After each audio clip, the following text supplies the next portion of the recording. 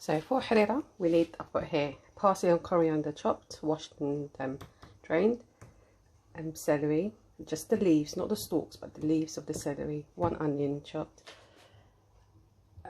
blended, 10 and a half of tomatoes, tin of chickpeas, 2 tins of chickpeas, washed and drained.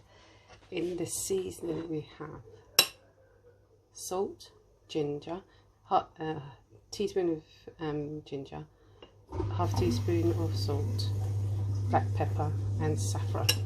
This is all you need to make the harira. We also need to make a batter, but we'll make that later on. In here I've placed everything apart from the tomatoes and the chickpeas. I'll allow that with a bit of water. I'll allow that to cook slightly.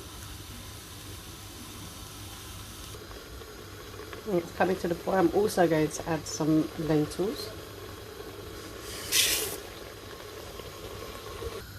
So I've filled up the pot halfway.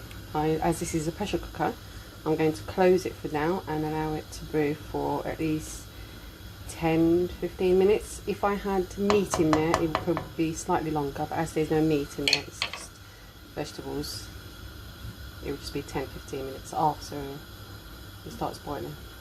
So this has been cooking now for about 15-20 minutes. I'm going to switch off the fire and release the air safely.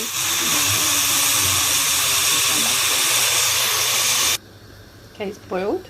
We've opened it up safely. What I'm going to do is add some stuff there, probably 2 little handfuls, and the chopped tomatoes with a tablespoon of tomato paste. So it's a tin and a half of tomatoes and a tablespoon of tomato paste.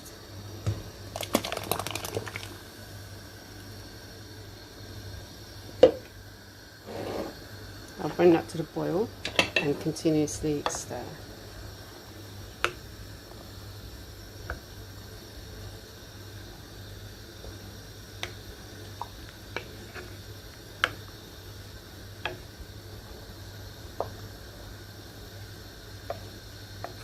Stirring this will probably stir it for about 10 minutes until the tomato cooks, and then we're going to add a batter which consists of water and flour.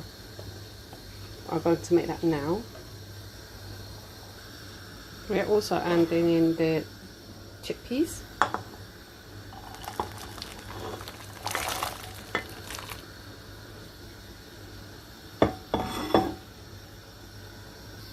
Okay, they're making the batter. This is to thicken the harira soup. We've got warm water, not cold, not hot, but warm water. Add in some flour and stir it. Get all the bubbles out. So you don't need no bubbles in that at all.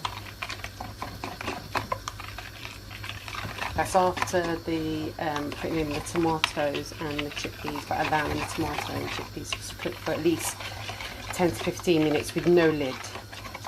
Just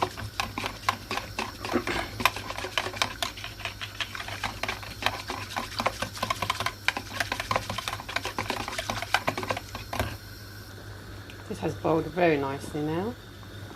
We're going to add the batter. So all dissolve, but we add it gradually.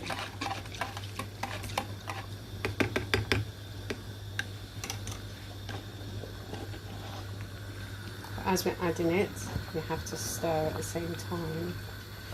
So multitask here.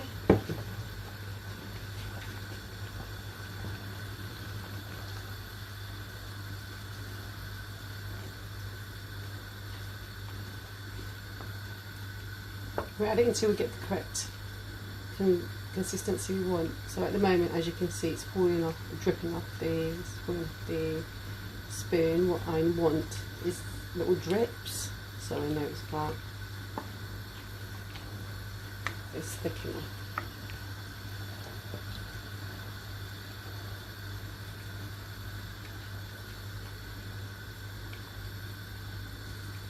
come quicker a bit.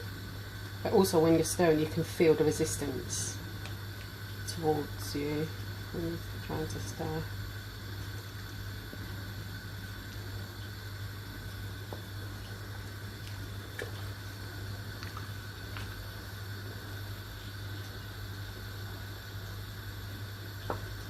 Just a little bit. I'm not going to use the whole mixture which I made because it's going to be too much. And I will allow this to cook for another 10 minutes or so, but we have to stir it every 2 or 3 minutes because the flour would just stick to the bottom of the pan. So we would like to continuously stir in it.